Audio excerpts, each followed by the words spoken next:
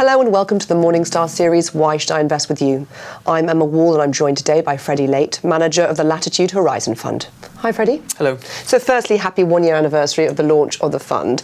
The way that the market looks right now is same and different than it did a year ago. Where are you seeing the greatest opportunities now and how does that differ to a year ago? Yeah, well, what's happened is broadly, even a year ago, everyone was saying the markets are very expensive and we were all getting slightly nervous about, where they were going to go. And I think when we spoke a year ago, I said, expected returns would be quite low and expected volatility should probably be quite high. Now, in one sense, we've seen that, but in another, we've been surprised in both ways that actually the market's carried on grinding upwards, double digits in most regions, which makes it incrementally more expensive.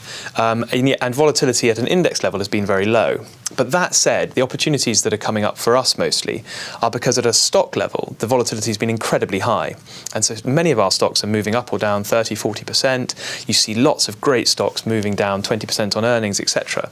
So I think there are lots of the volatility at the single stock level does give you opportunity in the value sectors in particular. And is that why you have quite sizable holding in cash? You've got 20% in cash at the moment.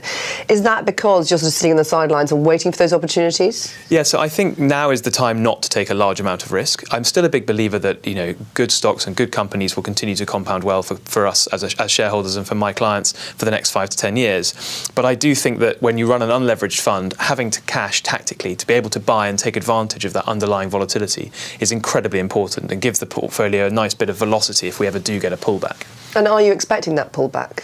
I am in a broad sense, but sort of broadly have been for a year or two as well. I think it wouldn't surprise anybody if the markets fell 10 to 15%. That said, calling the timing of one of those is impossible in my view. And so we always say we've still got 45% invested in equities.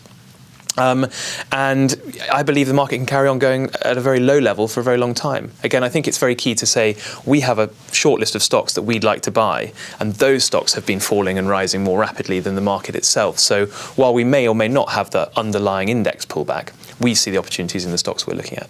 And do you think when that pullback comes, it is going to be developed markets, or are we going to have another situation like we did with the global financial crisis, where actually it's across the board, valuations do slump? So if valuations are very high broadly everywhere, and America went first, and then Europe caught up, and now the emerging markets this year have had a phenomenal run.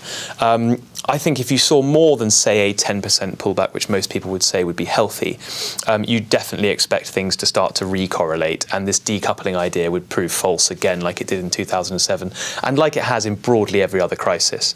Markets are expensive. If bond yields rise, or growth stalls, or inflation comes back, or political unrest grows, or any of the other things we're worried about happen, I think all markets could fall together, and critically this time, not just stock markets, but bond markets too. For the last 15 years, bonds and equities have been very decorrelated, and that has caused a sort of balanced portfolio to do phenomenally well for the last 15 years. Now, I think next time that might be a real danger when people lose money on both their growth side of their portfolio in their stocks as well as their defensive side in their bonds, and people need to be much more careful about portfolio construction. And presumably that's why you hold assets such as gold, which are less correlated with equities and bonds. Exactly right. So the things that we have instead on our sort of more diversified side of the portfolio is a large position in gold, and then some gold-linked emerging market currencies and other emerging market currencies as well, which we see as benefiting from a weaker dollar, a slowdowning central global growth, and also possibly benefiting from that strength in the emerging markets that we've been talking about on a catch-up basis to the other parts of the world. Freddie, thank you very much. Thank you. This is Emma Wall from Morningstar. Thank you for watching.